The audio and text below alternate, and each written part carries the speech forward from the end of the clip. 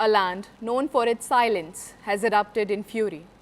In Leh Ladakh, protests demanding statehood and constitutional safeguards turned bloody, leaving 4 dead and nearly 90 injured. Hello, namaskar, this is me, Kajal Goswami, and you are watching KUpdates. At the heart of the storm is Sonam Wangchuk, climate activist, engineer, innovator, and the man many call the real-life Phunsukh Wangdu from Three Idiots. Now, he is behind the bars, charged under India's tough National Security Act. The government says he enacted violence. His supporters say he is being made a scapegoat. Wangchuk is no ordinary activist. For decades, he has been a pioneer of change in Ladakh, from reforming schools through his Semcol Institute to creating ice stupas that store water for farmers in the desert mountains. His voice has carried weight not only in classrooms and climate conferences, but also in the hearts of Ladakh's youth. Over the past few years, as Ladakh transitioned into a uniform territory under direct rule from Delhi, his role grew from innovator to activist as he began championing the region's demand for political autonomy. The protest in Leh erupted after years of frustration ever since the revocation of Article 370 in 2019. Ladakhis have felt their voice diminish. Their demands are fourfold: full statehood to ensure self-rule, constitutional protections under the 6th schedule to safeguard tribal land and culture, job security through domicile rights, and above all, local control over natural resources, especially the rare earth minerals that are drawing increasing corporate and geopolitical interest.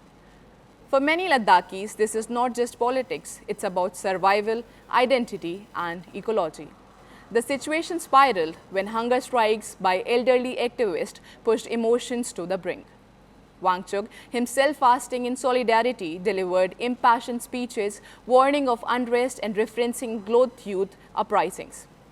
Authority now argue those remarks crossed a line, directly fueling the anger that led some protesters to torch government offices, clash with police, and defy curfew orders.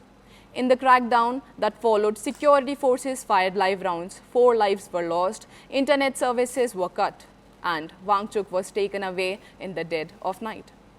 The government insists he endangered national security. His NGO's license has been revoked. Officials said rhetoric misused of youth and painted Delhi as the enemy.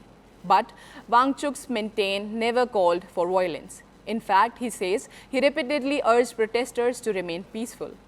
He insists Ladakh's unrest is not the handiwork of one man, but the result of long-ignored promises and broken trust. To his supporters, the charges are a clear attempt to silence Ladakh's only credible voice to dissent, while the deeper issues of autonomy and exploitation remain unaddressed. And that is where the true story lies, not just in Wangchuk's arrest, but what it represents in Ladakh. A fragile land at the front line of climate change and international borders is now also a front line of India's debate over democracy rights and dissent. If region's most respected activist is branded security threat for channeling his people's frustration, the question goes beyond Ladakh. So tonight we ask, is Sonam Wangchuk really an investigator of violence, or has been the easiest scapegoat for a government that refuses to hear Ladakh's cry for autonomy? We will continue tracking this story and bring you more updates. To see what happens, stay with us. We'll keep following developments. This is me, Kajal Goswami, and you are watching KUpdates.